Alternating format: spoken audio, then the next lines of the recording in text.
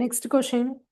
Y என்ற பள்ளியில் கணிதம் படிப்பவர்களுக்கும் டபிள்யூ என்ற பள்ளியில் அறிவியல் படிப்பவர்களுக்கும் உள்ள விகிதம் என்ன? ரேஷியோ வச்சு கேட்கலாம். ஓகே, இது சிம்பிள் கொஷின் தான். இப்போ நான் வந்து உங்களுக்கு எக்ஸாம்பிள் கொடுத்துருக்குற இந்த சம் வந்து டேட்டாஸ் வந்து ரொம்ப ஈஸியாக இருக்கு. அதாவது எல்லாம் ஜீரோஸில் முடியுது. அதனால உங்களுக்கு போடுறது எல்லாமே ஈஸியாக வருது. ஓகேவா? இப்போ இந்த கொஷினுக்கு என்ன ஆன்சர் பண்ணுவீங்க? ஒய் என்ற பள்ளியில் கணிதம் படிப்பவர்களுக்கும் டபிள்யூ என்ற பள்ளியில் அறிவியல் படிப்பவர்களுக்கும் உள்ள விகிதம் என்ன?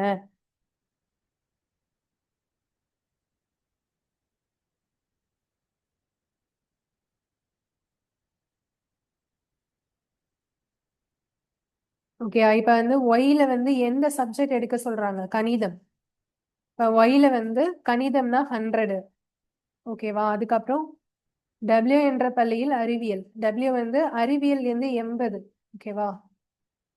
80 மாத்தி எடுத்துடக்கூடாது. இந்த மாதிரி ரேஷியோ கேட்கறதுல நம்ம வந்து பதட்டத்துல இதுக்கு பதிலா அதை எடுத்துடக்கூடாது. ரெண்டு ஆப்ஷனுமே ஆப்ஷன்ல வச்சிருப்பாங்க. நீங்க தப்பா போடுற ஆப்ஷனும் ஆன்சர்ல வச்சிருப்பாங்க.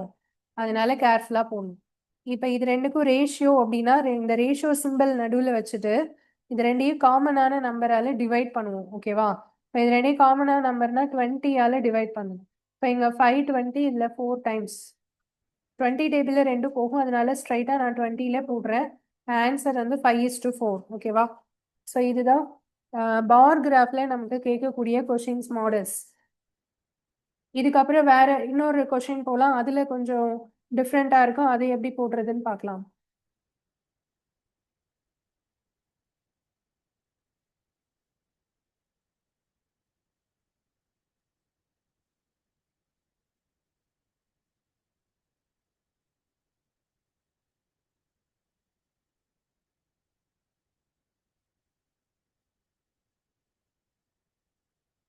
ஸோ இது பாருங்க.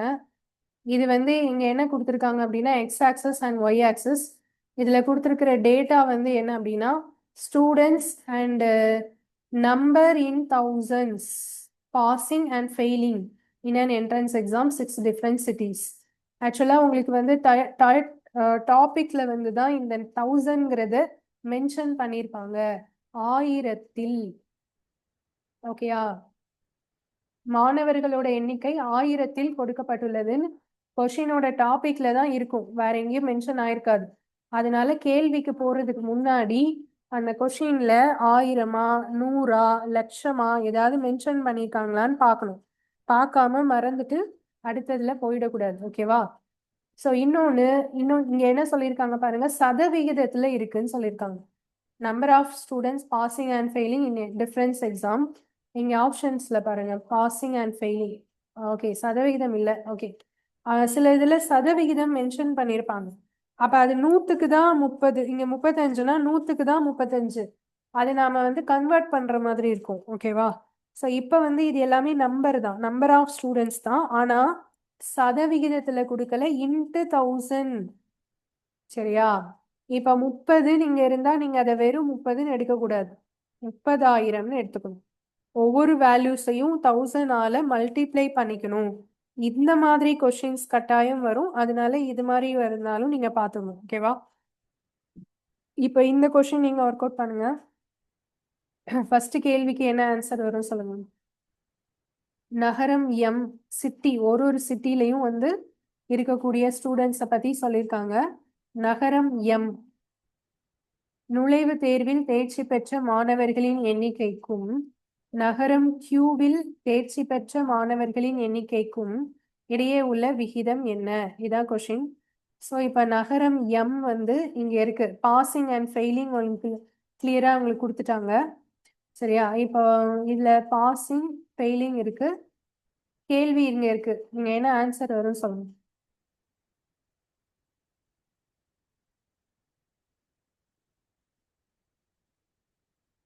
தேர்ச்சி பெற்ற அப்படின்னா பாஸ், தேர்ச்சி பெறாத அப்படின்னா ஃபெயிலு.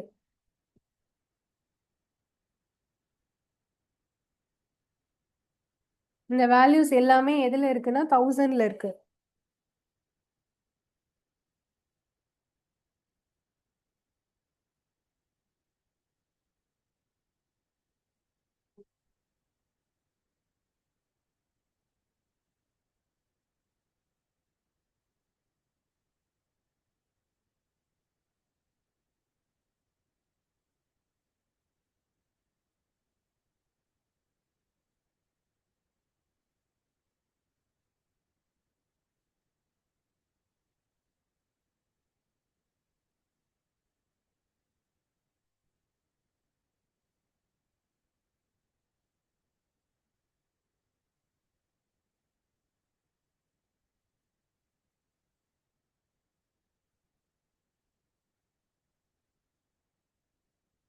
எம்ல வந்து தேர்ச்சி பெற்ற அப்படின்னா 22.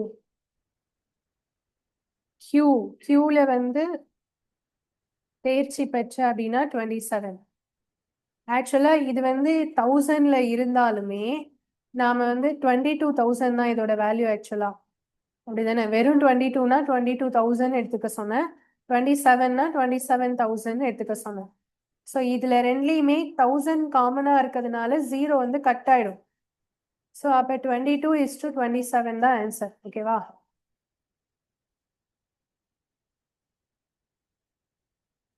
சரி, இப்ப நான் ஒரு கொஸ்டின் கேட்கிறேன். இதை ட்ரை பண்ணி சொல்றீங்களா?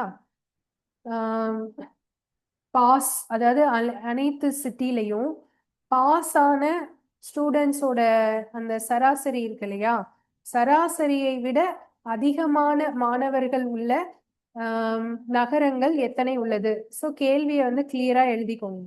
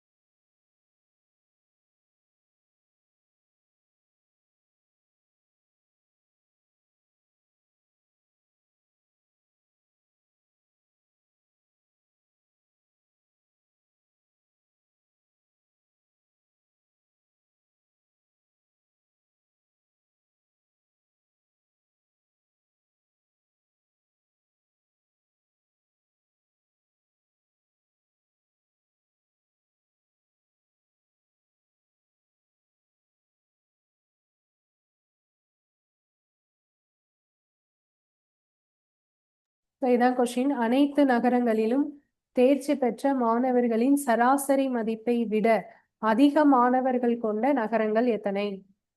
ஓகேவா? இப்ப நீங்க என்ன பண்ணணும்னா, தேர்ச்சி பெற்ற மாணவர்கள் எல்லாத்துக்கும் சராசரி எடுக்கணும்.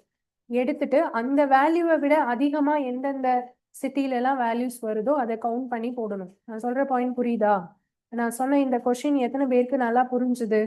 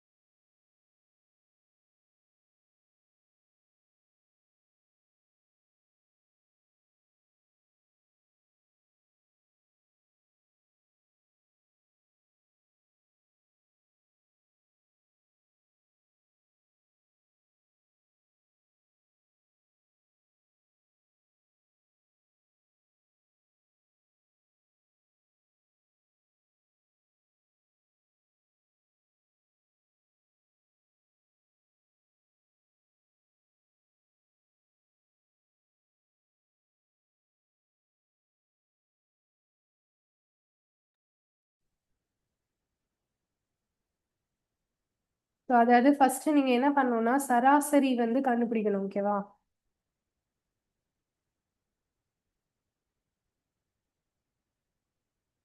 அந்த சராசரி உங்களுக்கு ஒரு மதிப்பு வரும் இல்லையா, அந்த மதிப்பை விட அதிகமா எத்தனை சிட்டில வந்து ஸ்டூடெண்ட்ஸ் இருக்காங்க அப்படின்னு போட்டா அதுதான் நம்மளுடைய வேல்யூவா இருக்கும்.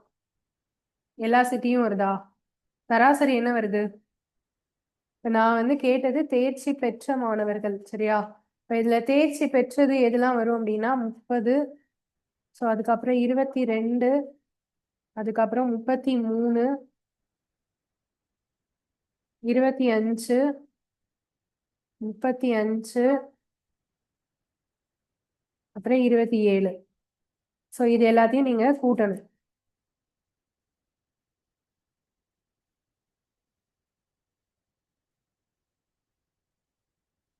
இப்ப இதை வந்து எத்தனையால வகுக்கணும்? 6 6ஆல டிவைட் பண்ணும். 2 6 12 வரும். பேலன்ஸ் 5 52. 52ல எத்தனை 6 இருக்கு அப்படின்னா 8 6 48. ஓகேயா? பேலன்ஸ் வந்து 4. ஸோ அதுக்கப்புறம் 6 6 36. ஸோ இப்படி வரும்போது நமக்கு 28.6 வருது ஆவரேஜ். நான் கேட்டது 28.6 விட அதிகமா இருக்கிற சிட்டி எதுலாம்? இது 28.8 விட அதிகமா தான் இருக்கு. ஓகேவா? ஸோ பாசிங் மட்டும்தான் நீங்க பார்க்கணும். அப்போ பாஸ் மட்டும்தான் நீங்க பார்க்கணும். நீங்க ஃபெயில பார்க்க கூடாது. ஃபெயில நான் எடுக்கவே இல்லை. டார்க்கா இருக்குல்ல, அதுதான் பாஸ். ஸோ இது 1. இது 28 விட அதிகமா இருக்கு. இது கிடையாது, ஏன்னா இது 28 விட கம்மியா இருக்கு. இது வராது. ஓகே, அதுக்கு அடுத்து 33. இது 28 விட அதிகமா தான் இருக்கு. ஓகேவா? இது 2. இது வராது, ஏன்னா இது 28 விட கம்மியா இருக்கு. சராசரியை விட குறைவா இருக்கதை எடுக்கக்கூடாது. சராசரி மதிப்பை விட அதிகமா இருக்கிறது தான் எடுக்கணும். ஓகே, அப்ப இது வராது. ஸோ அதுக்கப்புறம் இது வரும். அதுக்கப்புறம் இது வந்து வராது, ஏன்னா இது 28 விட கம்மியா தான் இருக்கு. அப்ப இது வராது. ஸோ மொத்தம் இருக்கிறதுல சராசரி மதிப்பை விட அதிகமான மாணவர்கள் தேர்ச்சி பெற்ற நகரங்கள் என்ன? அதுதான் நான் கேட்டேன். ஸோ இந்த கொஷினுடைய அர்த்தம் அதுதான். கொஷின் வேற எப்படி கேட்டிருக்காங்கன்னு சொல்றீங்க?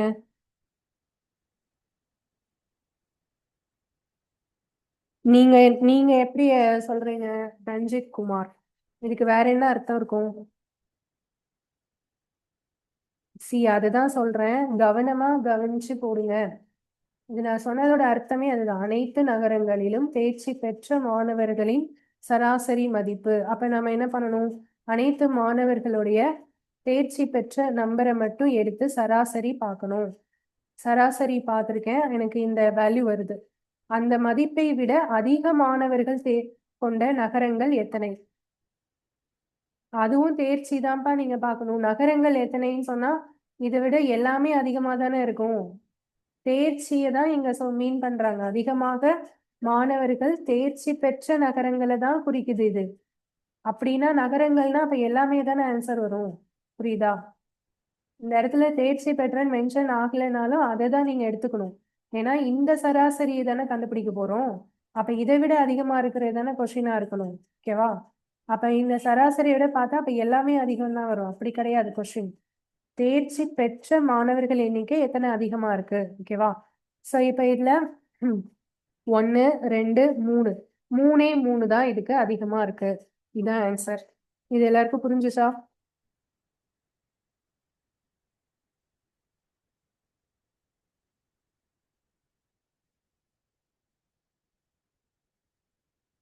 சரி, ஓகே. இப்ப பார் கிராஃப்ல ப்ரீவியஸ் இயர் கொஸ்டின்ல எப்படி கேட்டிருக்காங்க அப்படிங்கறத ஒரு நிமிஷம் பார்க்கலாம். நான் அந்த கொஸ்டின் நான் வந்து உங்களுக்கு ஓபன் பண்றேன். ப்ரீவியஸ் இயர்ல கேட்ட கொஸ்டின். அப்படியே வெயிட் பண்ணுங்க, ஸ்கிரீன் ஷேர் பண்ணுங்க.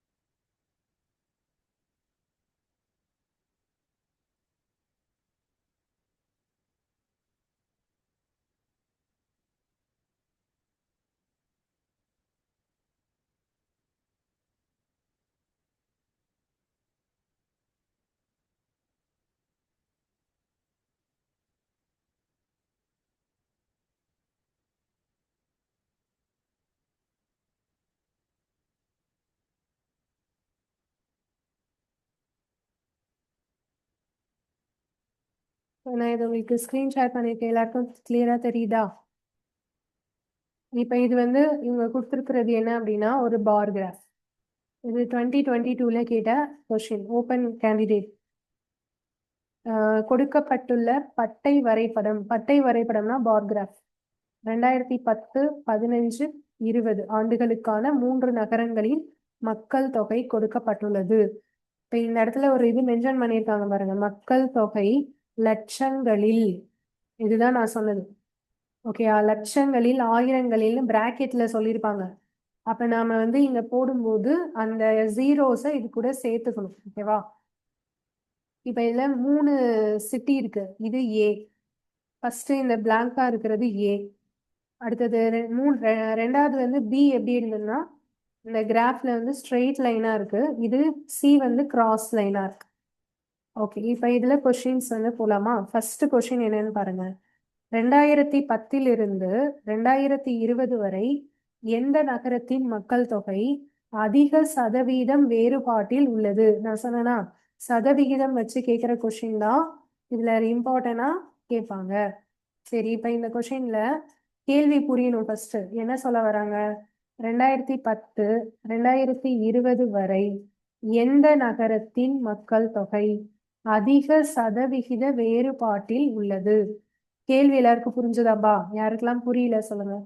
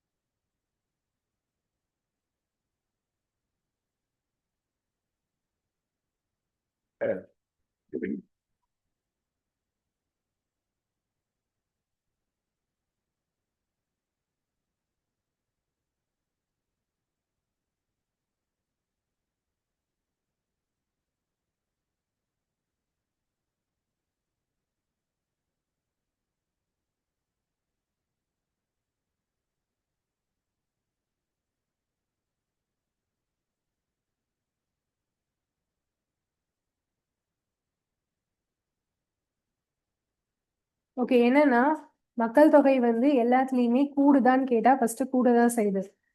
இப்ப இங்க வந்து 2010 ஏ எவ்வளவு இருக்கு? ஏ வந்து 18, அப்புறம் 27, அப்புறம் 30 எல்லாமே கூடி இருக்கு. பி வந்து 30, 35, 36 கூடி இருக்கு. சி வந்து 25, 28, 33 கூடி இருக்கு. ஓகே, அவங்க கேக்குறது வேறுபாடு. வேறுபாடுன்னு சொன்னதுனாலதான் நான் கூடியிருக்கா குறைஞ்சிருக்கான்னு பார்த்தேன். எல்லாமே கூட தான் செஞ்சிருக்கு. அதிக சதவிகித வேறுபாட்டில். அப்ப அது வந்து டிஃப்ரென்ஸ். அந்த எவ்வளவு கூடி இருக்கு அப்படிங்கறத வச்சு சதவிகிதமும் அதிகமா தான் இருக்கும் நம்ம சொல்லிடலாம். இதுக்கு பர்டிகுலரா சதவிகிதம் கண்டுபிடிக்கணுமா அப்படின்னு கேட்டா கண்டுபிடிக்காமலும் செய்யலாம். இப்ப ரொம்ப ஈஸியா சொல்லலாம் பாருங்க. இப்ப 2010 ஏயோடைய இது வந்து 18, சரியா? அதே 2015 ஏயோடது 27. அப்போ 18 to 27 கூடுதா? எவ்வளவு கூடி இருக்கு? இது ரெண்டுக்கும் வித்தியாசம் என்ன? 9. 18 கூட 9 கூட்டுனாதானே 27. ஓகே, அப்ப 18ல இருந்து 9 கூடுதுன்னு வச்சுக்கோங்களேன். இந்த 18ல பாதி தானே 9, பாதிக்கு பாதி தானே கூடுது. அப்ப இது எத்தனை சதவிகிதம் கூடுது?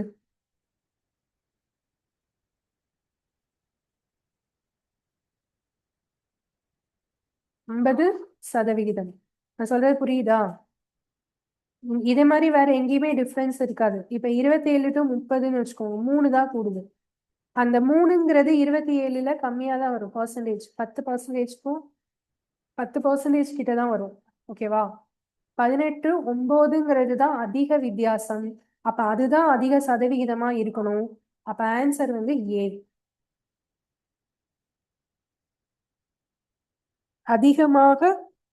அதிக சதவிகித வேறுபாட்டில் உள்ளது எது அப்படின்னா, எது நம்பர் ஆஃப் டிஃபரன்ஸ் அதிகமா இருக்கோ அதுதான் அதிக சதவிகித வேறுபாடுன்னு அர்த்தம்.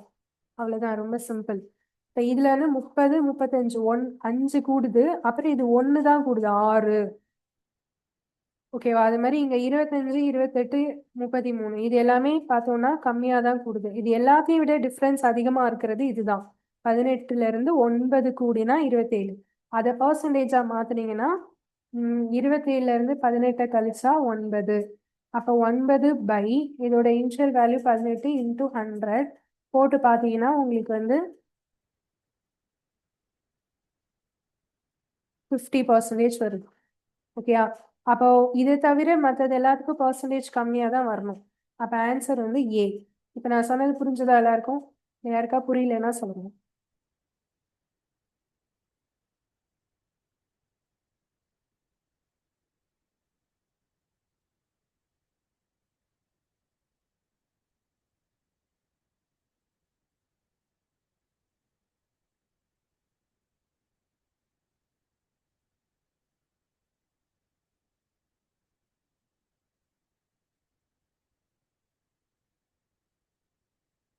புரிஞ்சிச்சாப்பா? டவுட் இருக்கா?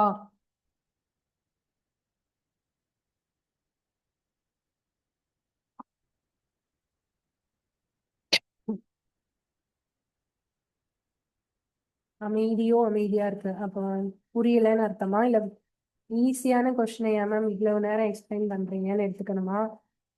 ஏதோ ரிப்ளை பண்ணீங்கன்னா தான் எனக்கு அடுத்த சொல்றதுக்கு ஈஸியா இருக்கும். புரிஞ்சுச்சா புரியலையா? புரிஞ்சுச்சா? சரி, ஓகே. அடுத்த கொஸ்டின் போலாம்.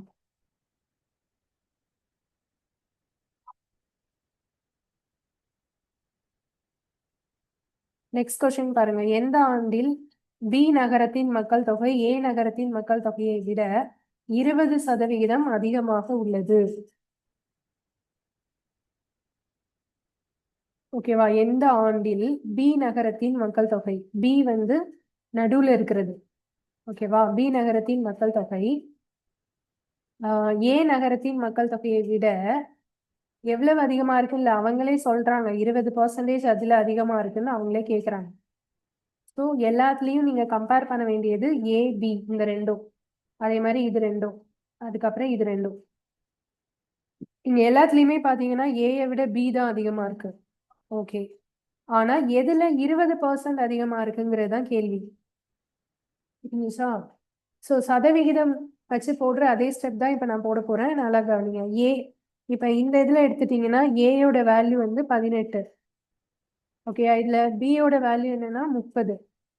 அப்போ இது இதை விட எத்தனை சதவிகிதம் அதிகமாக உள்ளது அப்படின்னு கேட்கணும். இப்ப இது ரெண்டுக்கும் அப்ப டிஃபரன்ஸ் எடுக்கணும். எவ்வளவு கூடி இருக்கு அப்படின்னா 30ல இருந்து 18 கழிச்சுட்டா 12 கூடி இருக்கு. ஓகே. இப்ப இதை வந்து ஒரு ஃப்ராக்ஷனா எழுதி இன்டூ 100 போட போறோம். இந்த 12 டிஃபரன்ஸ் தான் மேல போடுவோம். கீழே என்ன வரும்பா? ஏயோட வேல்யூவை கீழே போடணுமா இல்ல பியோட வேல்யூவை கீழே போடணுமா? கரெக்டா சொல்லுங்க.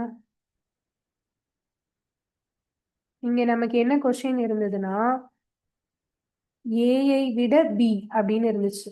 ஓகேவா? அப்ப எது கீழே வரும்? ஏயோட வேல்யூ தான் கீழே வரும். ஓகேவா? இப்ப இத கேன்சல் பண்றேன். இது ரெண்டையும் நான் வந்து 6 டேபிள்ல அடிக்கிறேன். 26 அப்புறம் 36. ஓகே. இப்ப இது ரெண்டையும் பெருக்குனா 200/3 வருது. ஆனா இதுக்கப்புறம் இதை அடி கொடுக்க முடியாது. ஓகே. அப்ப இது ஆன்சர் இல்ல. அடுத்தது போடலாம். நெக்ஸ்ட் ஏஐ விட பி இதுல எவ்வளவு அதிகமா இருக்குன்னா 8 அதிகமாக உள்ளது. இப்ப கீழே ஏயோட வேல்யூ போடணும் இன்டூ 100. இப்ப இதை நான் வந்து கேன்சல் பண்ண ட்ரை பண்ணாலும் பாயிண்ட்ல தான் வரும். ஏன்னா 8ஐயும் 27ஐயும் இல்ல 27ஐயும் 100ஐயும் அடிக்க முடியாது. அதனால இதை உட்காந்து சால்வ் பண்ண வேண்டாம். அடுத்ததுக்கு போயிடலாம். ஸோ இதை எடுத்துக்கோங்க. 30, 36. ஸோ 30, 36 தான். இப்போ இதுல இருந்து இது எவ்வளவு கூடுது அப்படின்னா 6 கூடி இருக்கு. பை இந்த ஏயோட வேல்யூ கீழே இன்டூ 100. ஓகேவா? இப்போ இதை கேன்சல் பண்ணுவோம். 16 அப்புறம் 5 டைம்ஸ் 5ஆல அடிக்கலாம். ஒரு 5 20. இதுக்கு தான் 20 வருது ஆன்சர். அப்ப இதுதான் ஆன்சர். நமக்கு இயர் வந்து 2020 2020 அதுதான் நம்மளோட ஆன்சர்.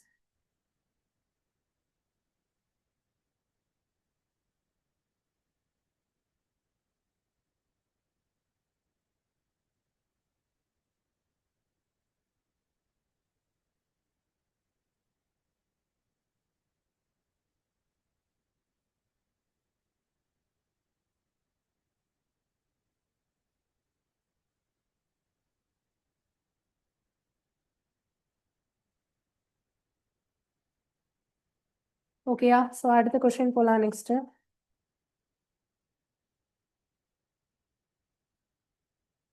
இதுல ரெண்டே கேள்வி தான் கொடுத்துருக்காங்க. ஸோ பார் கிராஃப்ல இதுக்கு முன்னாடி ஒரு கொஸ்டின் இருக்கு பாருங்க.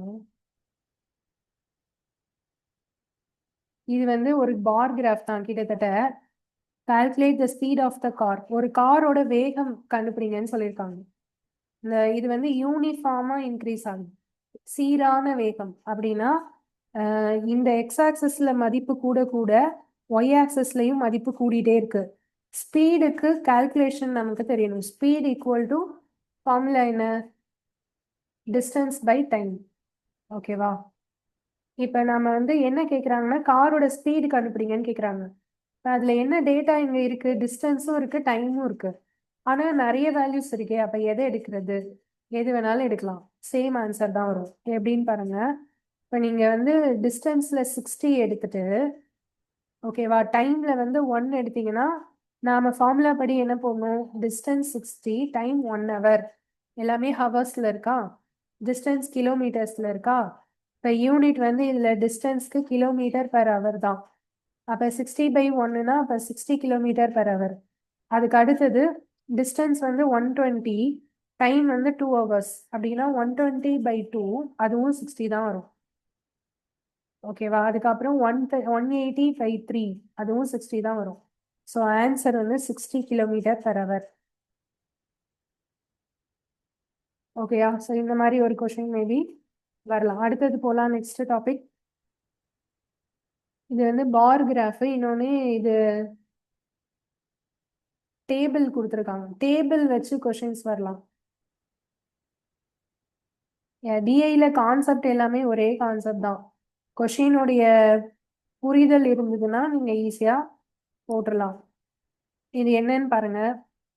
ஒரு பள்ளியில் 10ஆம் வகுப்பு முடிவுகள் கீழே கொடுக்கப்பட்டுள்ளது. அட்டவணையை பார்த்து கேள்விக்கு பதிலளிக்கவும். ஆண்டு தோன்றினார்னா அப்பியர்டு, அதாவது எக்ஸாம் எழுதினவங்க. தமிழாக்கம் எல்லாம் ரொம்ப கிளியரா இருக்கும்னு சொல்ல முடியாது. டவுட் இருந்தா இங்கிலீஷ்ல பார்த்துக்கோங்க. கிளாஸ் எக்ஸ், இதுல பாத்தீங்கன்னா கிளாஸ் எக்ஸ்ன்னு சொல்லி கொடுத்துருக்காங்களா? அது இங்க கொடுக்கல. ஒரு வகுப்பில் அப்படின்னு கூட கொடுக்கல. 10ஆம் சாரி 10th, நான் தான் தப்பா வாசிச்சிட்டேன். சரி, class 10 of A class school. ஓகேயா? சரி, இப்போ வந்து ஆண்டு கொடுத்துட்டாங்க. அப்பியர்டு எத்தனை பேர் அப்பியர் ஆனாங்க, அதுல பாஸ் ஆனவங்க எத்தனை பேரு அப்படின்னு சொல்லி கொடுத்துருக்காங்க. ஓகே, இப்ப என்ன கேட்டிருக்காங்க? எந்த ஆண்டு தேர்ச்சி விகிதம் குறைவாக உள்ளது? ஸோ இதான் கொஸ்டின். தேர்ச்சி பெற்றவர்கள் அப்படிங்கிறத நாம வந்து கொஷின்ல இருந்தே பார்த்துக்கலாம். விகிதம் குறைவாக உள்ளது எப்படி கண்டுபிடிப்பீங்க? பர்சன்டேஜ். Pass out. ஓகே, அதை டிஃப்ரென்ஸ் வச்சே சொல்லிடலாம். எப்படி டிஃப்ரென்ஸ் வச்சே சொல்லலாம்? 198 பேர் எழுதியிருக்காங்க, 180 பேர் பாஸ் ஆயிட்டாங்க.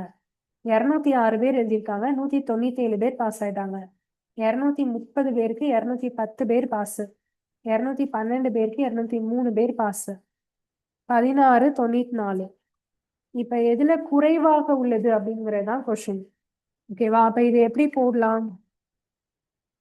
கம்பேர் நீங்க பார்த்தே சொல்லிடலாம், டிஃபரன்ஸ் வச்சே சொல்லிடலாம்.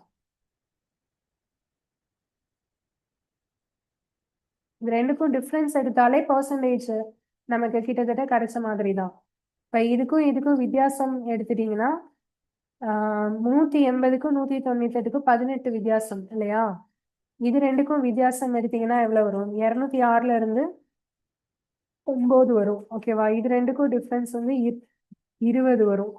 இது ரெண்டுக்கும் டிஃபரன்ஸ் எடுத்தீங்கன்னா 9 வரும். இது ரெண்டுக்கும் டிஃபரன்ஸ் எடுத்தீங்கன்னா 22 வரும். ஓகேவா? இது ரெண்டுக்கும் டிஃபரன்ஸ் எடுத்தீங்கன்னா 18 வரும். இதுல டிஃபரன்ஸ் அதிகமா இருக்கிறது எது?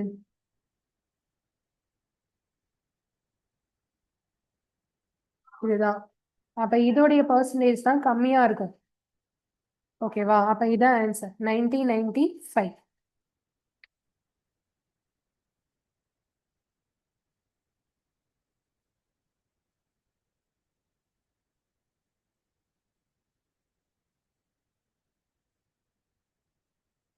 92 96 எப்படி போடுறீங்க? தேர்ச்சி விகிதம் அதிகமாக இருக்கிறதா கேட்கல, அவங்க குறைவாக இருக்கிற விகிதம் குறைவா இருக்கிறது. கேள்வி அர்த்தம் புரியணும். இப்போ 50 பேருக்கு 48 பேர் பாஸ்னா இது வந்து எனக்கு என்ன சொல்லுவோம், இன்டூ 100 போட்டா 96% பாஸ் ஆயிட்டாங்கன்னு சொல்லுவோம். ஓகே, இப்ப 50க்கு 41 பேர் பாஸ் அப்படின்னா தேர்ச்சி விகிதம் அப்படிங்கிறது குறைவு. ஓகேவா? இதை விட இது கம்மியா தானே, 9 பேர் ஃபெயில் ஆயிட்டாங்கல்ல, ஃபெயில் ஆனது அதிகம் ஆனா பர்சன்டேஜ் கம்மி. புரியுதா நான் சொல்ற பாயிண்ட்? நிறைய பேர் ஃபெயில் ஆனா தேர்ச்சி விகிதம் குறையும். நிறைய கம்மியான பேர் ஃபெயில் ஆயிருந்தாங்கன்னா தேர்ச்சி விகிதம் அதிகரிக்கும். ஓகே, ஸோ இவ்வளவுதான் டிஐ.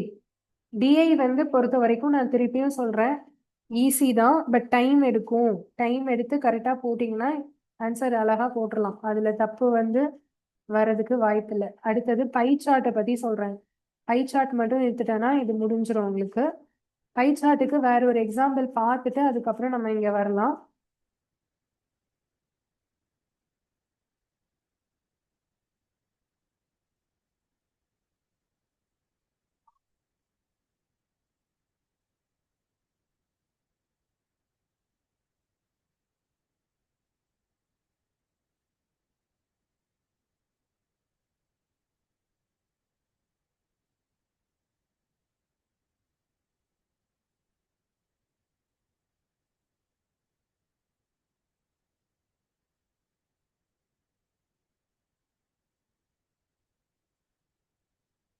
பை சார்ட்ல வந்து உங்களுக்கு ரெண்டு விதமான கொஷின்ஸ் வந்திருக்கு. இதுக்கு முன்னாடி வந்து 2 டைப் ஆஃப் கொஷின்ஸ் கேட்டிருக்காங்க.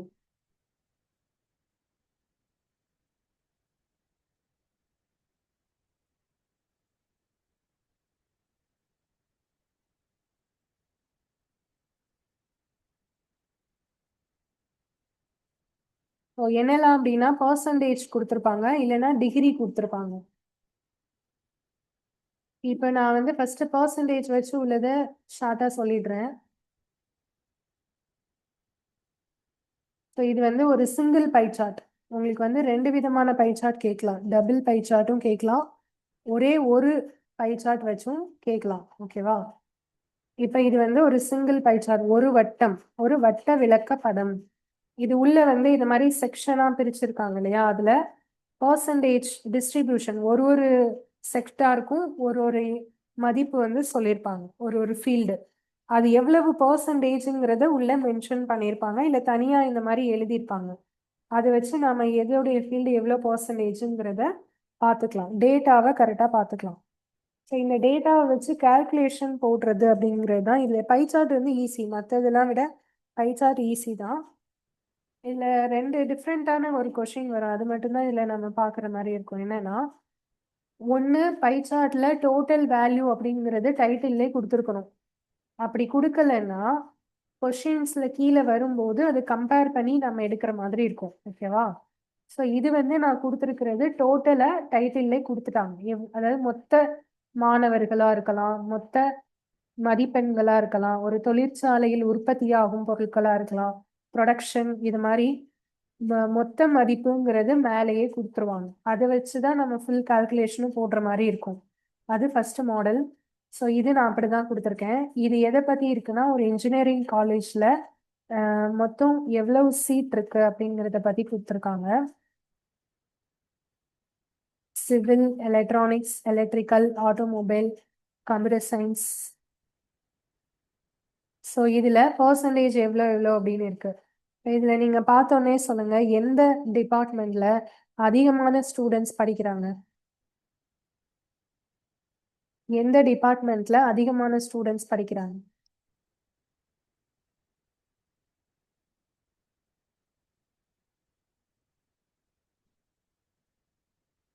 மெக்கானிக்கல். ஏன்னா அதுதான் பர்சன்டேஜ் வந்து எல்லாத்தையும் விட எப்படி இருக்கு, அதிகமா இருக்கு. ஓகே, இப்போ வந்து மெக்கானிக்கல்ல எத்தனை ஸ்டூடெண்ட்ஸ் படிக்கிறாங்கன்னு கேட்டா என்ன ஸ்டெப்ல ஆன்சர் கொண்டு வருவீங்க?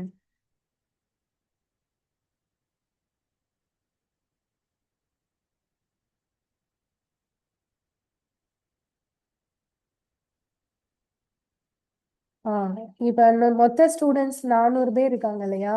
அந்த 400ல மெக்கானிக்கல் எவ்வளவுன்னு கண்டுபிடிக்கிறதுக்கு 400 மெக்கானிக்கலோட பர்சன்டேஜ் என்னவோ அதால மல்டிப்ளை பண்ணிட்டா போதும். பர்சன்டேஜ் போடும்போது 30/100 போடுவோம். அதை பெருக்கிறோம் அப்படின்னா நமக்கு வந்து 120 வரும். ஓகேவா? இதுதான் மெக்கானிக்கல்ல இருக்கக்கூடிய ஸ்டூடெண்ட்ஸோட கவுண்டிங். ஓகே. ஸோ இது மாதிரி ஒரு டிபார்ட்மெண்ட்டுக்கும் எவ்வளவுன்னு கேட்டாங்கன்னா அந்த டோட்டல் மதிப்பையும் இந்த பர்சன்டேஜையும் நம்ம மல்டிப்ளை பண்ணினாலே ஆன்சர் வந்துடும். சரி, இது ரொம்ப சிம்பிள் தான். இது மாதிரி வந்தால் நான் ஈஸியாக போட்டுருவேன். ஓகே, இப்போ இன்னொரு கொஷின் நான் கேட்குறேன். எலக்ட்ரிக்கலுக்கும் எலக்ட்ரானிக்ஸ்க்கும் படிக்கக்கூடிய ஸ்டூடெண்ட்ஸோட டிஃப்ரென்ஸ், வித்தியாசம் என்னன்னு கேட்குறாங்கன்னு வச்சுக்கோங்க. இந்த செஷன் இப்போ முடியும்ப்பா, கட் ஆகும். திருப்பி அகெயின் லாகின் பண்ணிக்கோங்க. திருப்பி அகெயின் லாகின் பண்ணீங்கன்னா ஒரு அடுத்த செஷனோட முடிஞ்சிடும். ஓகேவா? நெக்ஸ்ட் வந்து நான் அப்படியே நாளைக்கு உங்களுக்கு கண்டினியூ பண்ணுறேன். ஒரு 3 டேஸில் முடிச்சிடுவேன் எல்லா டாப்பிக்குமே. ஸோ இது கொஞ்சம் பெரிய டாபிக்னால டைம் ஆகுது. இது க்ளோஸ் ஆனோன்னா அடுத்த செஷன் ஓப்பன் பண்ணிக்கோங்க. அடுத்த செஷன் எடுக்கலாம் தானே? எல்லாரும் அட்டென்ட் பண்ணீங்களா இல்லை ஒர்க்கில் இருக்கீங்களா?